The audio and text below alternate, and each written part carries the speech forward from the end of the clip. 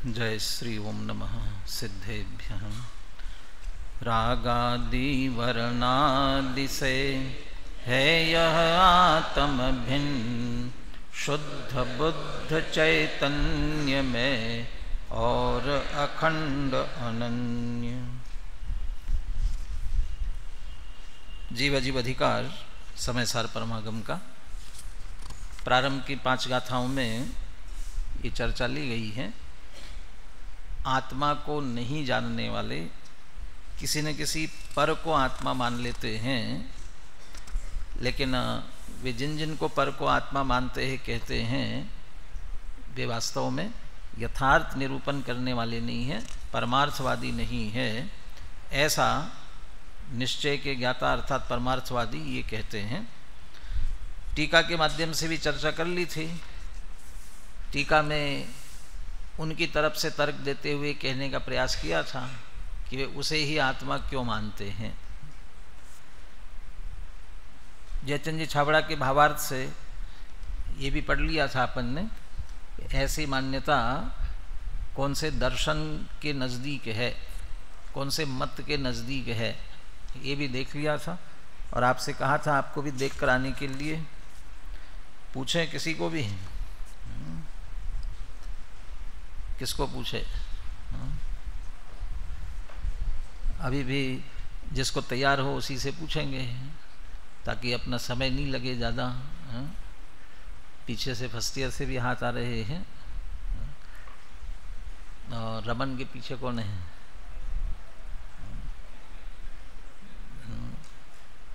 ये माइक ले लीजिए, देख कर बताएंगे नोट से। हाँ?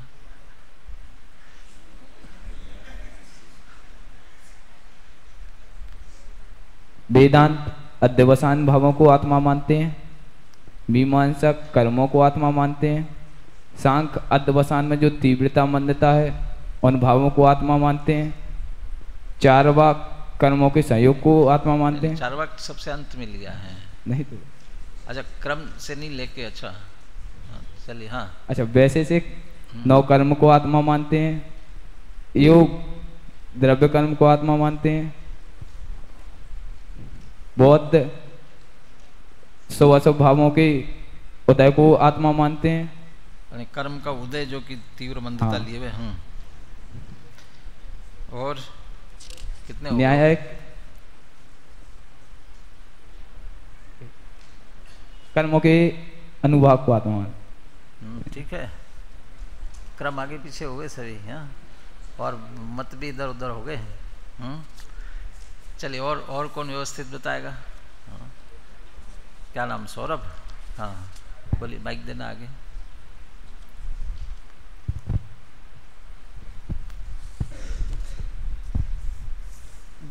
जो वेदांत है वो अध्यवसान को जीव मानते हैं, और जो मीमांसक है वह कर्म को जीव मानते हैं, और जो सांख्य है वह है तीव्र मंद तीव्रता रूप जो अनुवाग तीव्र मंद रूप। एक तो अध्यवसान में तीव्रता मंदता है।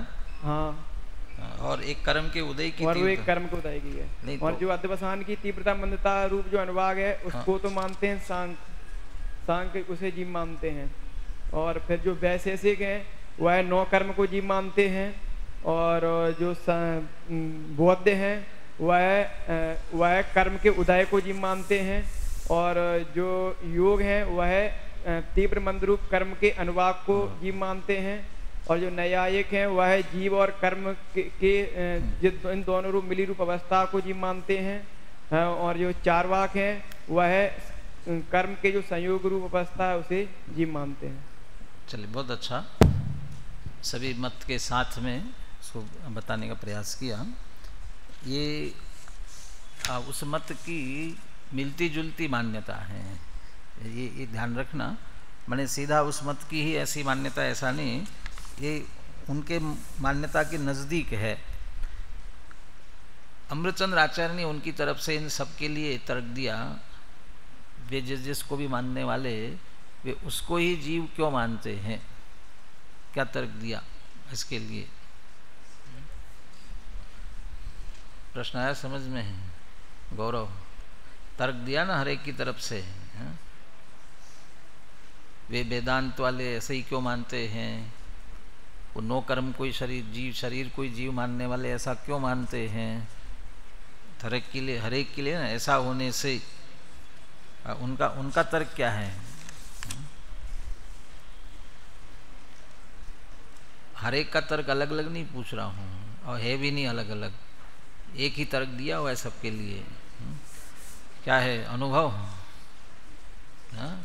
क्या पढ़ते हो फिर, पढ़ा एक आध बार, क्यों पढ़ते क्यों नहीं हो फिर, बिना पढ़े कैसे चलेगा काम। हाँ बोलिए।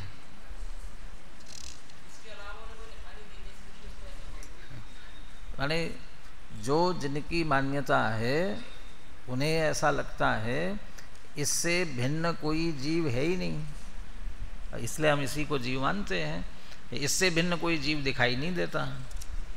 कौन सा कठिन तर्क था। ध्यान से पढ़ते तो ख्याल में, पढ़ने में भी क्या था, उसमें पढ़ने की जरूरत भी नहीं थी, ध्यान रखते बस उतनी बात थी। जो यहाँ जैसे कहा गया ना, उनकी तरफ से अमृतचंद्र आचार्य ने ये तर्क दिया, वो ये कहते हैं इससे भिन्न हमको कोई जीव दिखाई नहीं देता, इसलिए हम इसको ही जीव मानते हैं। अब आगे जब खंडन आएगा तो वहाँ भी कोई तर्क दिया जाएगा। अब जिन को पूछा, अब जिन को क्यों, सबको ही ध्यान रखना है ना, जैसे आज तर्क पूछा है ना ऐसे कल भी पूछूंगा, और कल अपने आप ध्यान रहेगा, क्योंकि आज जैसा एक तर्क था ना सरल, ऐसे ही ये आज भी ये 44वीं गाथा की टीका में भी आने वाला है। तो टीका में आने वाला है तो भी गाथा तो हुई नहीं अभी, तो चिंता मत करो, गाथा भी हो जाएगी और टीका भी होगी, है ना। चलिए, कुतः की बात चल रही थी अपनी। ये सभी अन्य अन्य प्रकार से किसी न किसी को जीव मानते हैं, लेकिन ऐसा मानने वाले वे परमार्थवादी नहीं है। ऐसा परमार्थवादी कहते हैं, तो वे परमार्थवादी नहीं है, ऐसा क्यों, कैसे नहीं है वे परमार्थवादी, क्या गलती उनकी, क्यों नहीं है। अब इस बात को आगम, युक्ति और तर्क और युक्ति को एक साथ ही कह सकते हैं अपन। तर्क से युक्ति से एक ही बात है, और अनुभव से, ये तीन बातों से कहने वाले हैं। थोड़ा अपन 39 से 43 गाथा पूर्ण होती है, उसके बाद में उत्थानिका, संस्कृत में तो उत्थानिका कुतः इतनी सी है, लेकिन हिंदी में भाव पूरा स्पष्ट किया, इसलिए उसे पढ़ते हैं। 39 से 43वीं गाथा तक जिन 8 प्रकार के मिथ्यावादियों की चर्चा की गई है, वे सत्यार्थवादी क्यों नहीं हैं, उनके द्वारा माना गया आत्मा का स्वरूप सच्चा क्यों नहीं है। माने कुतः का इतना अर्थ है। इस प्रश्न के उत्तर में 44वीं गाथा का जन्म हुआ है, क्योंकि उक्त गाथाओं में परात्मवादियों की मान्यता पर तो प्रकाश डाला गया है, और यह भी कहा गया है कि वे सत्यार्थवादी नहीं है, पर यह नहीं बताया गया है कि वे सत्यार्थवादी क्यों नहीं हैं। अतः यह प्रश्न उठना स्वाभाविक है। इसी प्रश्न का समाधान ये 44वीं गाथा करती है, और वो जो उनका, उन सब की मान्यताओं का जो खंडन किया जा रहा है, वो आगम से, युक्ति से और अनुभव से, ये तीन बातों से करेंगे उसका। 44वीं गाथा बुलाता हूँ। एदे सव्वे भावा पोगल दव्व परिणाम निपन्ना केवल जिन्हें ही भणिया कहते जीवोत्तिवोच्चन्ति।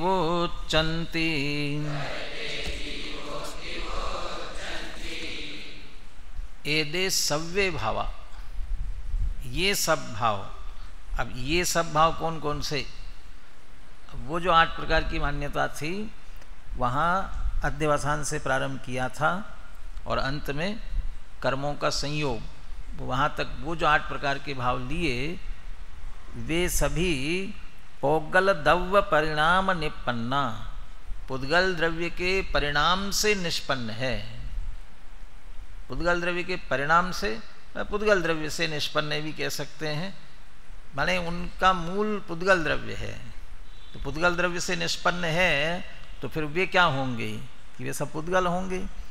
जब पुद्गल होंगे तो फिर वो जीव कैसे, ऐसा किसने कहा? वे सभी पुद्गल द्रव्य के परिणाम से ही निष्पन्न है, ऐसा किसने कहा? कि केवली जिने ही बणिया, केवली जिनेन्द्र भगवान ने कहा है। केवली भगवान ने कहा है, जिनेन्द्र भगवान ने कहा है, और दोनों भी लगाया, जिनेन्द्र भगवान का विशेषण लगा दिया केवली, केवली जिने ही बणिया। और जब केवली भगवान ने ये कहा कि वे पुद्गल द्रव्य से निष्पन्न है, तो कहते जीवोति उच्चंती, कह माने कैसे, कथम, ते माने वे सभी भाव, जीव ऐसा आप उच्चंती कहते हो। इसका मतलब उन्हें जीव कहना आपका गलत है। दो गलती हुई। एक तो जिनेन्द्र भगवान ने कहा, और वे जिनेन्द्र भगवान कौन? कि जो केवली है। और केवली है माने वीतराग सर्वज्ञ है। और उन्होंने कहा, तो केवली भगवान ने कहा हुआ है, सर्वज्ञ भगवान ने कहा, और उनकी बात आप स्वीकार करने तैयार नहीं है। और दूसरी बात, वे पुद्गल द्रव्य से निष्पन्न है ना, कि नहीं? पुद्गल द्रव्य से कैसे निष्पन्न? उसमें तो जो द्रव्य कर्म है, सीधा कर्मों की बात जहाँ जहाँ ली है, वो तो पुद्गल द्रव्य के बने, ठीक है। नो कर्म की बात ली, वे भी कैसे हैं? पुद्गल द्रव्य है, नो कर्म शरीर। लेकिन अध्यवसान ये भाव, वैसे ये तीनों कर्म ही लिए हैं, द्रव्य कर्म, नो कर्म, भाव कर्म। ये तीनों प्रकार की जितनी मान्यता है, 8 प्रकार की, ये द्रव्य कर्म, नो कर्म, भाव कर्म में सम्मिलित हो जाएगी। एक को तो सीधा नो कर्म कह दिया है, और एक को कर्म कह दिया है, कर्मों का संयोग कहा है। आत्मा और कर्म का संयोग लिया, उसमें भी कर्म आई गए हैं। और अध्यवसान जितने लिए वे सभी भाव कर्म हैं। अब वे भाव कर्म है, वे पुद्गल से बने हैं क्या, कि जीव से बने हुए हैं? तो यहाँ अध्यात्म में तो वे पुद्गल से ही बने हुए हैं। अंत में जाकर के ये चर्चा पुनः लेने वाले हैं। मंगलाचरण में अपन रोज पढ़ते हैं, रागादि और वर्णादि से यह आत्मा कैसा है, भिन्न है। मैंने दो में विभाजित किया, रागादि और वर्णादि। और ये जो रागादि है, जो यहाँ समझ लिया अध्यवसान भावों के रूप में लिया हुआ है, वो रागादि भी पुद्गल का है, पुद्गल से उत्पन्न है। ये इस अधिकार की सबसे अंतिम गाथा आएगी, 68वीं गाथा, 130 पेज पर। वहाँ जाकर के कहने वाले हैं, मोहन कम्मस उदया। ये मोह कर्म के उदय से जो होते हैं, वहाँ तो गुणस्थान की बात ली, तो ये राग, ये अध्यवसान, मोह राग द्वेष के भाव, वे मोह कर्म के उदय से होते हैं। और जो मोह कर्म के उदय से होते हैं, वो मोह कर्म जड़ अचेतन है, तो वे भी अचेतन है। इस दृष्टि से वे पुद्गल से निष्पन्न है, तो पुद्गल है। तो भाव कर्म को भी पुद्गल के उदय से होने के कारण यहाँ पुद्गल का ही कहा जा रहा है। इस तरह से द्रव्य कर्म, भाव कर्म, नो कर्म, और उसी आधार से जो 8 प्रकार की मान्यता कही गई, वो 8 प्रकार के भाव, वे सब पुद्गल द्रव्य से निष्पन्न है। वे है उससे निष्पन्न। और ऐसा ही केवली भगवान ने भी कहा है, जब वे पुद्गल से निष्पन्न है, तो जीव ऐसा उन्हें कैसे, जीव हो कैसे सकते हैं? हो नहीं सकते, तो जीव उनको कैसे कहा जा सकता है? इसलिए वे जीव नहीं है। और जो जीव नहीं है उसे आप जीव कह रहे हो, इसलिए आप कैसे हो? सत्यार्थवादी नहीं हो। इसलिए उनका कथन जो है वो गलत है। बस कुतः का उत्तर इस रूप में आ गया है। गाथा पुनः बुलाते हैं। एदे सव्वे भावा पोगल दव्व परिणाम निपन्ना केवली जिने ही भणिया कहते जीवोति वोचन्ति। पुद्गल द्रव्य के परिणाम इस रूप में आप कह सकते हो कि सीधा द्रव्य कारण नहीं बनता ना। यदि अध्यवसान है तो मोह का उदय, तो मोह रूप माने जो पुद्गल कारमान वर्गणा रूप परिणमित हुआ, उसमें से मोह कर्म रूप से परिणमित हुआ, वो उदय में आया, वो निमित्त बन रहा है। ऐसा ही जो भी द्रव्य कर्म है वो भी कारमान वर्गणा कर्म रूप से परिणमित हुई है, वो निमित्त बन रही है। शरीर के लिए जो आहार वर्गणा शरीर रूप से परिणमित, सभी परिणाम है, इसलिए परिणाम ही कहा उनको। पुद्गल द्रव्य से नहीं, पुद्गल द्रव्य की पर्याय से, अवस्था से, स्कंद से, वर्गणा से वे निष्पन्न है, इसलिए पुद्गल द्रव्य के परिणाम से निष्पन्न ऐसा कहा हुआ है। गाथार्थ पढ़ते हैं, ये पूर्व कथित अध्यवसान आदि सभी भाव, एदे सव्ये भावा माने पूर्व कथित, पिछली गाथा में टीका में जिनकी चर्चा आई, वे अध्यवसान आदि सभी भाव पुद्गल द्रव्य के परिणाम से उत्पन्न हुए हैं, ऐसा केवली भगवान ने कहा है। अतः उन्हें जीव कैसे कहा जा सकता है, इसलिए वे जीव नहीं हैं और इसलिए वे जो है वे सभी सत्यार्थवादी परमार्थवादी नहीं हैं। बोलिए गाथा और पद्यानुवाद बोलिए।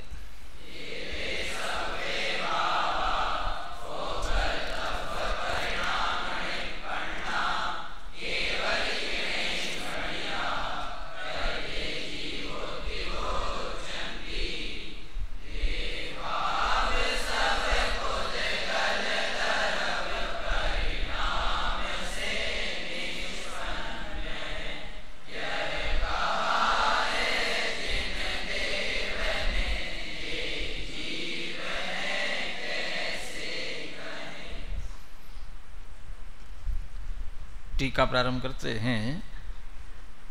अमृतचंद्राचार्य कह रहे उनके परमत के या उनकी मान्यताओं का जो खंडन किया जा रहा है, उनका जो पक्ष है वो बाधित है, खंडित है। किससे बाधित है, किससे खंडित है? टीका में तीसरी पंक्ति उसमें लिया है, आगम युक्ति स्वानुभवई, 2-3 शब्द छोड़ करके खलु, खलु के बाद खलु आगम युक्ति स्वानुभवई बाधित पक्षत्वात्, उनका जो पक्ष है ना ये 3 से बाधित है। किस किस से? आगम, युक्ति और स्वानुभव, इनसे बाधित, 3 से इसका खंडन करेंगे। अब प्रारंभ से पढ़ते हैं। यतः एते अध्यवसानादया समस्ता एव भावा भगवद भी विश्व साक्षी भी अर्हद भी पुद्गल द्रव्य परिणाम मयत्वेन प्रज्ञप्तः सन्तः चैतन्य शून्यात् पुद्गल द्रव्यात् अतिरिक्तत्वेन प्रज्ञाप्यमानं चैतन्य स्वभावं जीव द्रव्यं भवितुं न उत्सहन्ते। ये जो अध्यवसान आदि सारे भाव है, ये सभी थोड़ा पीछे से चलते हैं, ये सभी चैतन्य स्वभावम जीव द्रव्यम भवितुम न उत्सहन्ते। अब इनमें उत्साह नहीं है, ये उत्साह नहीं दिखा सकते। किस बात के लिए? कि चैतन्य स्वभावी जीव द्रव्य होने के लिए। यानी ये कहो ना, वो कितनी भी हवा भरो, कितनी भी हवा भरोगे, माने हवा भरो, उनको तैयार करो कि बनो, तुम चैतन्य रूप जीव बन जाओ, तो बनने के लिए तैयार होते हैं क्या?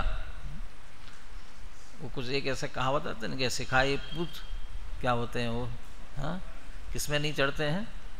हाँ, दरबार नहीं चढ़ते हैं, हाँ, ऐसा कुछ बोलते हैं ना।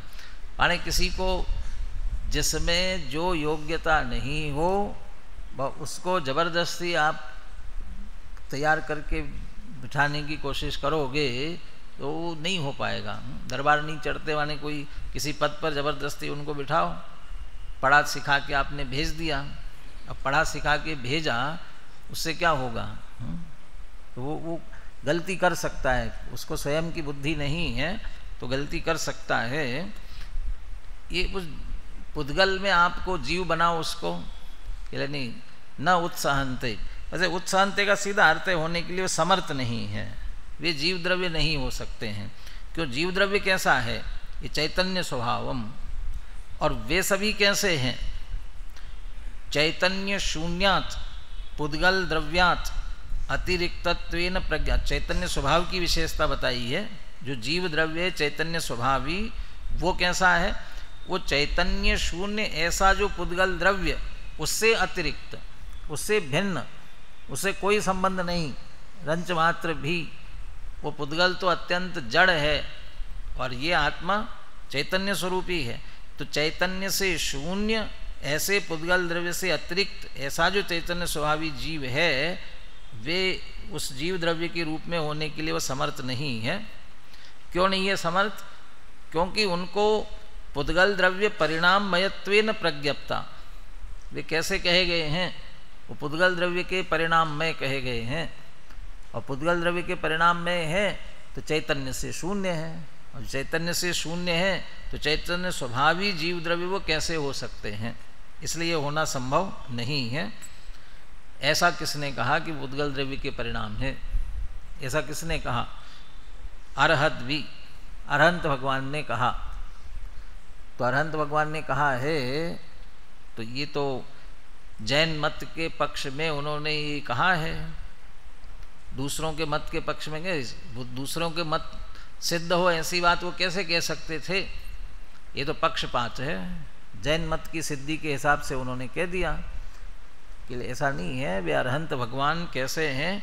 विश्व साक्षी, विश्व के साक्षी है। और विश्व के साक्षी है का मतलब क्या? सर्वज्ञ है। लेकिन सर्वज्ञ शब्द को विश्व के साक्षी के रूप में लिया। और साक्षी किसे कहते हैं? श्रीमंत जी की लड़की को कहते हैं। हाँ, उसका नाम भी है ना साक्षी। साक्षी माने के किसको? गवाह जो होता है वो सिर्फ जानने देखने वाला होता है। जैसा जाना देखा वह वैसा कहा, और ऐसा जो कहता है उसकी ही साक्ष्य मानी जाती है। यदि वह कहने वाला, उसका जो यहाँ अपराधी जिसके विरुद्ध केस चल रहा है, उससे राग द्वेष हो और वो गवाह दे रहा हो, साक्षी दे रहा हो, तो साक्ष्य मानी नहीं जाएगी। यदि वकील ने बीच में खड़ा कर दिया, या ये तो इसके विरुद्ध इसलिए दे रहा है कि इसका झगड़ा हुआ था, ये तो इसे फंसाना ही चाहता है, इससे द्वेष रखता है, तो उसकी गवाही कैंसिल हो जाएगी। या कोई राग रखता हो, जिसकी माँ है, नज़दीक का संबंधी है, तो ऐसा है तो इनके पक्ष में दे, इसको बचाना चाहेगा। तो भगवान साक्षी मतलब क्या? कि वो उसकी साक्षी होती है जैसे न राग है न द्वेष है। वे केवली भगवान वीतरागी है, सर्वज्ञ के साथ साथ वीतरागी है। और वीतरागता को बताने, सर्वज्ञता के साथ वीतरागता बताने के लिए उसको विश्व साक्षी कह रहे हैं। उन्हें न तो किसी जैन से राग है और न किसी, वो बाकी जितने भी मत वाले हैं उनसे किसी से द्वेष है। समंतभद्र आचार्य का एक श्लोक आता है, उसमें लिखा हुआ है, हाँ, न पक्षपात, माने वीर के प्रति मुझे पक्षपात नहीं है और कपिल आदि के प्रति मुझे द्वेष नहीं है। जिसके युक्तिमत वचन है वो मेरे लिए प्रमाण है। युक्तिमत वचन तो ये तो वीतरागी है। शास्त्र की बात, शास्त्र की विशेषता बताते हुए लिखा ना देवशास्त्र गुरु वाले पाठ में, जिनवानी की जो बात है वह सच्ची और अच्छी ही होती है। जो शास्त्र है वे सच्चे और अच्छे ही है। तो सच्चा और अच्छाई का आधार क्या? उसमें वीतरागता और सर्वज्ञता। झूठ दो कारणों से बोला जाता है, या तो जानकारी नहीं हो या राग द्वेष, अपना स्वार्थ हो। तो जो सर्वज्ञता है तो जानकारी नहीं, ऐसा नहीं हो सकता है। और वीतरागता है तो किसी के प्रति भलाई बुराई नहीं है, राग द्वेष नहीं है, इसलिए झूठ बोलेंगे क्यों? तो इसलिए वो गलत बात नहीं कहेंगे। तो यहाँ जो बात कह रहे हैं वे विश्व साक्षी वीतरागी। क्रमबद्ध पर्याय के लिए भी जो भजन सिद्धि के लिए भजन दिया जाता है, जो जो देखी, तो वहाँ वीतराग ने, सर्वज्ञ ने क्यों नहीं कहा सो सो होसी वीरा रे? तो उसमें भी ऐसा लगता है कि वो तो भगवान तो वही कराना चाहते हैं जो कराना चाहते हैं। नहीं, ऐसा नहीं, वो तो वीतरागी है, उन्हें कोई लेना देना नहीं है। इसलिए जो जो देखी वीतराग। वैसे यहाँ कह रहे हैं कि भगवत भी विश्व साक्षी भी अरहत भी, वो अपने पक्ष में बात नहीं कह रहे हैं, जो यथार्थ बात है वो कह रहे हैं। क्या कहा उन्होंने, पुनः देखिए प्रारंभ से। यतः चूंकि एते माने ये सभी अध्यवसानादया समस्ता एव भावा, अध्यवसान से लेकर वो कर्मों के संयोग तक वे जो सभी भाव है उन्हें भगवत भी विश्व साक्षी भी अरहत भी, भगवान सर्वज्ञ अरहंत देव ने, या वीतराग सर्वज्ञ, ये दोनों उसमें जोड़ा जा सकता है। इसलिए हिंदी अर्थ करते समय विश्व के समस्त पदार्थों को साक्षात देखने वाले वीतरागी सर्वज्ञ अरहंत परमात्मा ने, वीतरागी शब्द भी जोड़ा तो विश्व साक्षी में दोनों आ गए, विश्व को साक्षात जानने वाले और मात्र साक्षी भाव से जानने वाले। ऐसे उनने क्या कहा, पुद्गल द्रव्य परिणाम मयत्वेन प्रज्ञप्ता, अध्यवसानादि समस्त भावों को पुद्गल द्रव्य के परिणाम में कहा है। और जब ऐसा कहा है प्रज्ञप्ता संता, जब ये ऐसे कहे हुए हैं तब वे चैतन्य शून्यात् पुद्गल द्रव्यात् अतिरिक्तत्वेन प्रज्ञाप्यमानम चैतन्य स्वभावम जीव द्रव्यम, केवली भगवान ने अध्यवसानादि भावों को तो ये कहा कि पुद्गल द्रव्य परिणाम मयत्वेन प्रज्ञप्ता, पुद्गल द्रव्य के परिणाम में कहा, और जीव द्रव्य के लिए क्या कहा, चैतन्य शून्य ऐसे पुद्गल द्रव्य से अतिरिक्त। अब ये तो बस 2 बार कह दिया, पुद्गल से भिन्न है, लेकिन कैसे पुद्गल से, जो चैतन्य से शून्य है ऐसे पुद्गल से भिन्न है। तो जब चैतन्य शून्य पुद्गल से भिन्न, स्वयं कैसा है कि चैतन्य स्वभावी है, ऐसा ये भी केवली भगवान ने कहा। ऐसा जो चैतन्य स्वभावी जीव द्रव्य है, ऐसे जीव द्रव्य भवितुम न उत्सहन्ते, ऐसा वे अध्यवसान आदि भाव जीव द्रव्य नहीं हो सकते। ततः न खलु आगम युक्ति स्वानुभवै बाधित पक्षत्वात् तद आत्मवादिनः परमार्थवादिनः, बस इसीलिए तद आत्मवादिनः, उन सबको आत्मा कहने वाले। अब यह बिल्कुल संक्षेप में ले लिया, तदात्मवादी, तदात्मवादी माने वो अध्यवसान को, कर्म को, नो कर्म को, वो उनको सबको जो आत्मा कहने वाले, वो एक शब्द में ले लिया। वो अध्यवसान आदि भावों को आत्मा कहने वाले न परमार्थवादी, न वे परमार्थवादी नहीं है। क्यों? क्योंकि उनका जो पक्ष है आगम युक्ति स्वानुभवई बाधित पक्षत्वात्, आगम युक्ति और स्वानुभव से बाधित है। ये तो आपने कह दिया, लेकिन बताओ कौन से आगम से बाधित है, कौन से युक्ति से बाधित है। अब वो स्पष्ट करते हैं। एतदेव सर्वज्ञ वचनम तावद आगमः, कौन सा आगम है भाई, ये कौन से सर्वज्ञ वचन, ये कह दिया ना, केवली भगवान ने उन्हें पुद्गल द्रव्य से निष्पन्न कहा है, ये वचन ही आगम है। कौन से शास्त्र में लिखा, तो ये ऐसा जरूरी नहीं है, शास्त्र का कथन करना बताना जरूरी नहीं है, और जहाँ जरूरी होवे वहाँ उद्धृत करके भी बताया जा सकता है।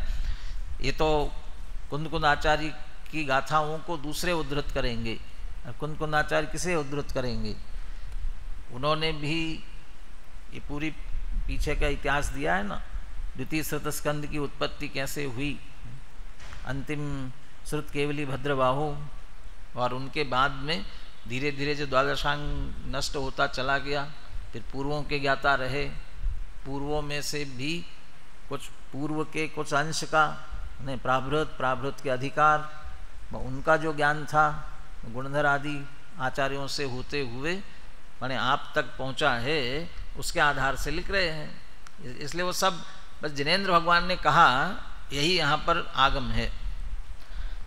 अब युक्ति और स्वानुभव क्या है, इयम तो स्वानुभव गर्भिता युक्ति, आगे जो दे रहे हैं उसमें दोनों आ जाएंगे। जो युक्ति दी जा रही है वह स्वानुभव गर्भित है, स्वानुभव से सहित युक्ति दी जा रही है। अब देखिए क्या क्या दे रहे हैं, कल पढ़ लिया, अब उसके विरुद्ध पढ़ते जाना है, तो जो उनका मत क्या है वो पुनः एक बार प्रस्तुत करेंगे, और फिर वो ठीक नहीं है ये कहेंगे, तो कल पढ़ा था, उसे दोबारा विश्लेषण करने की जरूरत नहीं पड़ेगी। न खलो नैसर्गिक राग द्वेष कल्माशितम अध्यवसानम जीवः, जो पहली मान्यता थी, जो राग द्वेष कल्माशित ऐसे अध्यवसान कोई जीव मानने वाली, वो जीव नहीं है ये बात। न खलो, वास्तव में ऐसा नहीं है। क्यों?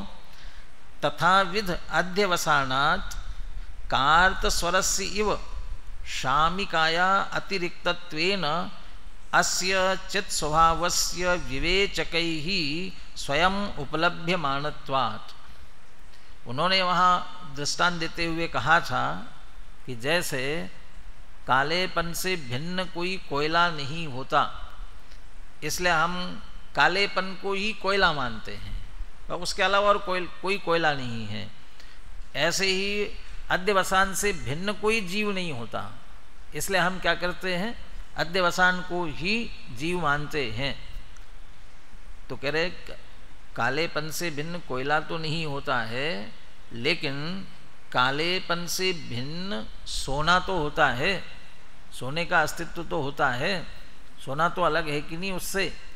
तो जैसे कालेपने से भिन्न सोना होता है ना, कार्त स्वर जो है वो सोने के लिए दिया, और वो कैसे, शामिकाया अतिरिक्तत्वेन, शामिकाया कालेपन से भिन्न, जैसे कालेपन से भिन्न सोना होता है, उसी तरह तथाविद अध्यवसानात् अन्यत्वेन अस्य चित् स्वभावस्य विवेचकै स्वयं उपलभ्यमानत्वात्। वैसे ही अध्यवसान से भिन्न चैतन्य स्वभावी जीव विवेचकै, विवेचक माने बहुत सी विवेचना करने वाले, या विवेचक का अर्थ है भेद विज्ञानी, भेद विज्ञान करने वाले।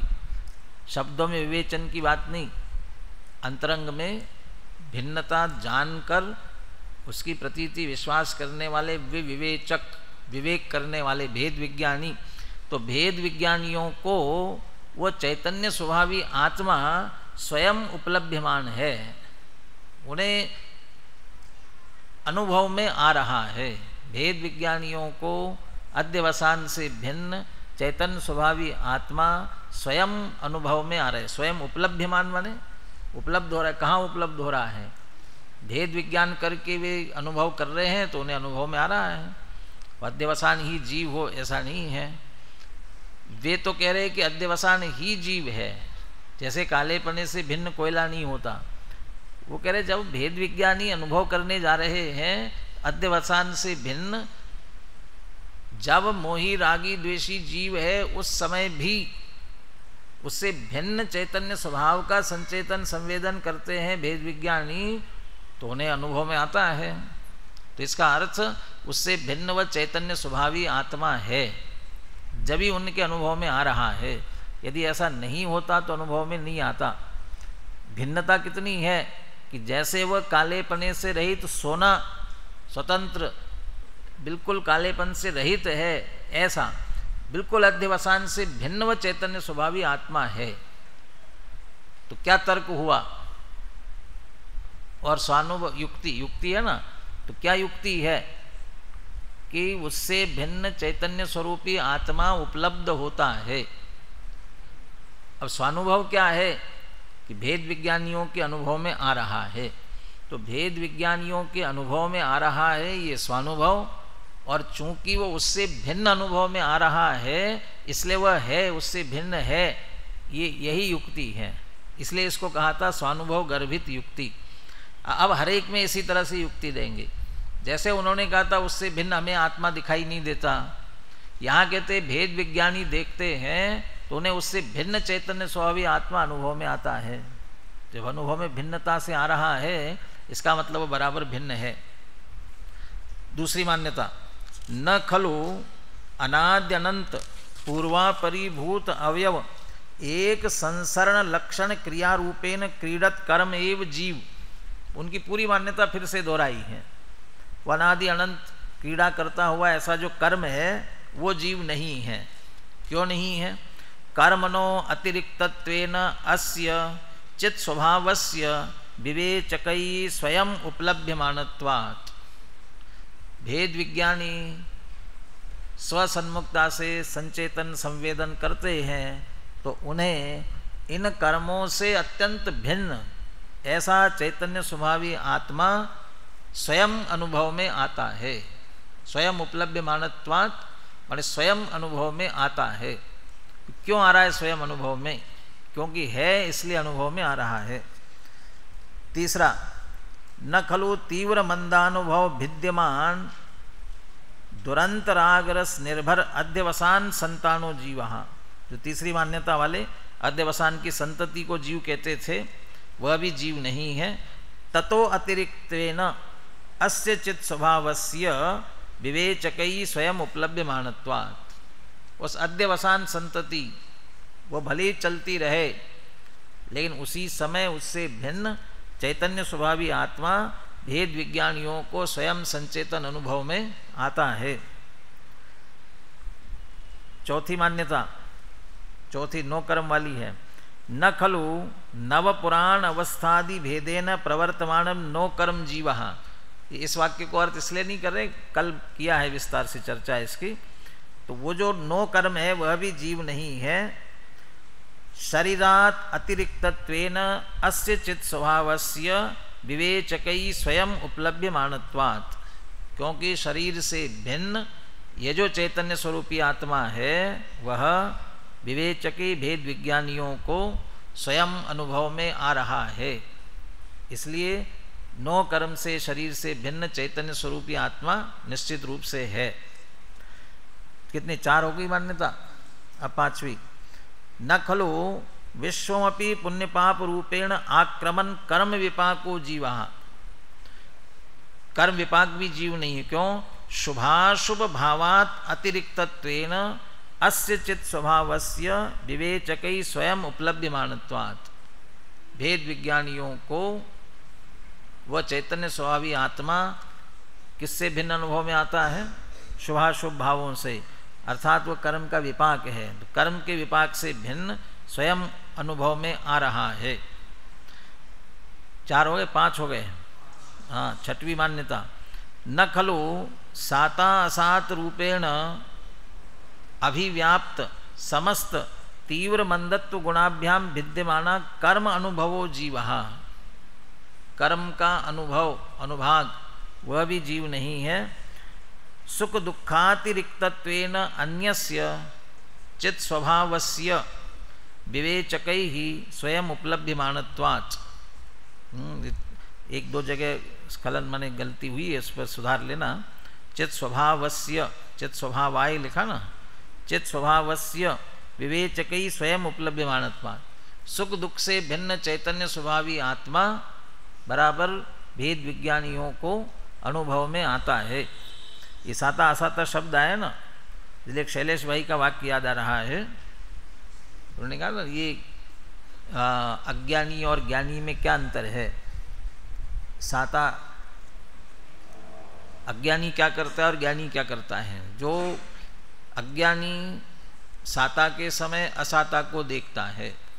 पुण्य का उदय चल रहा हो तो उसे निरंतर चिंता रहेगी कहीं पाप का उदय न आ जाए और फिर से प्रतिकूलता न हो जाए। धन संपत्ति वैभव इकट्ठी हो गई है, कोई चुरा न ले जाए, तो ये असाता की तरफ देखता है। और असाता का उदय चल रहा होगा तो अब ये कब जाए, ये कब पाप का उदय चला जाए, वो साता की तरफ देखेगा। माने अज्ञानी हमेशा साता में असाता को देखेगा और असाता में साता को देखेगा। और एक ज्ञाता हमेशा, या ज्ञानी जो है, चाहे साता हो चाहे असाता हो, दोनों स्थिति में ज्ञाता को देखता है। अब वो वही बात समझ लीजिए, यहाँ कह रहे हैं भेद विज्ञानी को तो चैतन्य स्वभावी आत्मा अनुभव में आता है, साता असाता से भिन्न। साता असाता रूपेण अभिव्याप्त समस्त तीव्र मंदत्व गुणाभ्याम, जो विद्यमान जो कर्मानुभाव है वो उससे अतिरिक्त, इसलिए सुख दुख से अतिरिक्त ऐसा जो चित्त स्वभाव है वह भेद विज्ञानियों को निरंतर स्वयं अनुभव में आ रहा है। 7वीं मान्यता, न खलु मज्जितावद उभयात्मकत्वात् आत्मकर्मोभयम जीवः। श्रीखंड की भांति दोनों मिल करके जो कर्म जीव माना गया था, कर्म और आत्मा दोनों का मिला जुला, कहते वह भी जीव नहीं हो सकता। कार्ष्ण्यतः कर्मणो अतिरिक्तत्वेन अस्य चित् स्वभावस्य विवेचकै स्वयं उपलभ्यमानत्वात्। यहाँ भी ऐसा कहना चाहिए था ना, ऊपर तो लिखा हुआ है जो मान्यता चल रही है ना उससे अतिरिक्त, जहाँ शरीर की बात चल रही तो शरीर से अतिरिक्त, जहाँ कर्म के विपाक की बात चल रही तो उससे अतिरिक्त। यहाँ किसकी बात चल रही थी? आत्मा और कर्म उभय दोनों की। तो क्या कहना चाहिए था? आत्मा और कर्म से अतिरिक्त, ऐसा कहना चाहिए था ना। तो क्या लिखा? तो आत्मा और कर्म से अतिरिक्त तो क्या होता वो? तो उसमें तो आत्मा से भी अतिरिक्त हो जाता। तो आत्मा से अतिरिक्त नहीं कह रहे हैं, वो आत्मा और कर्म दो कह रहे थे ना, तो उसमें से कर्म को पूरी तरह से अलग कर दो तो फिर क्या बचेगा? कि आत्मा बचेगा। वो आत्मा भेद विज्ञानियों को अनुभव में आता है, वो आत्मा तो ग्राह्य है उसमें से, इसलिए अकेले कर्म की बात ली उसमें। कार्ष्ण्यतः कर्मणो अतिरिक्तत्वेन, कर्म से बिल्कुल पूरी तरह से पृथक ऐसा चैतन्य स्वभावी आत्मा भेद ज्ञानियों को स्वयं अनुभव में आ रहा है। और अंतिम, न खलु अर्थ क्रिया समर्था कर्म संयोगो जीवः, अर्थ क्रिया में समर्थ ऐसा कर्मों का संयोग, ऐसा जो जीव अंतिम मान्यता थी वह भी ठीक नहीं है उनकी। कर्म संयोगात, वहाँ दृष्टांत दिया था, या उस दृष्टांत को बदल करके कहते हैं। पहला जो एक दृष्टांत दिया था, कोयले से भिन्न, काले पने से भिन्न कोई कोयला दिखाई नहीं देता, उसके विरुद्ध दृष्टांत ये दिया कालेपन से भिन्न सोना होता है, ऐसा अध्यवसान से भिन्न चैतन्य स्वभावी आत्मा हमको दिखाई देता है। श्रीखंड में कोई उदाहरण नहीं दिया, श्रीखंड के उदाहरण को सामने कोई उदाहरण नहीं दिया, लेकिन जो अंत में उदाहरण दिया था वहाँ 8 कर्मों के संयोग से, संयोग को जीव कहा। क्या उदाहरण दिया था उसमें? 8 लकड़ियों से बने हुए खाट की तरह। तो 8 लकड़ियों से बना हुआ खाट जैसे है वो अर्थ क्रिया में अपना कार्य करने में समर्थ होता है, वैसे ही 8 कर्मों के संयोग से भिन्न कोई जीव नहीं है। तो इसमें उस उदाहरण को लेते हुए क्या कहते हैं? खट्वा शायिना पुरुषस्य इव अष्टकाष्ट संयोगात अतिरिक्तत्वेन, जैसे वो 8 लकड़ियों के अलावा खाट क्या होती है? और कुछ नहीं, उससे भिन्न। तो यहाँ कहते हैं 8 लकड़ियों से अलग खाट तो नहीं होती है, लेकिन उस पर सोने वाला पुरुष जो है वो उससे बिल्कुल भिन्न होता है। वो सो रहा है, उसके ऊपर पुरुष सो रहा है ना, आप तो कह रहे उसके अलावा कोई खाट नहीं होती है। ठीक है, हमको खाट से कुछ लेना देना नहीं है, लेकिन उस पर सोने वाला जो पुरुष है, खट्वा शायिनः पुरुषस्य, जैसे उस पर सोने वाला पुरुष है वो अष्टकाष्ट संयोग अतिरिक्त, वो 8 लकड़ियों से भिन्न है, उससे कोई लेना देना नहीं। ऐसे ही वो 8 कर्मों के संयोग से भिन्न अन्य बिल्कुल ऐसा चैतन्य स्वभावी जीव भेद विज्ञानियों को स्वयं उपलब्धमान है, स्वयं अनुभव में आता है। इसलिए वे जितनी मान्यता कहने वाले हैं उन सब की मान्यता गलत है, वे वास्तव में जीव नहीं है।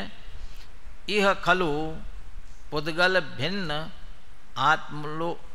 आत्मोपलब्धिं प्रति विप्रतिपन्नः सामना एवं अनुशास्यः।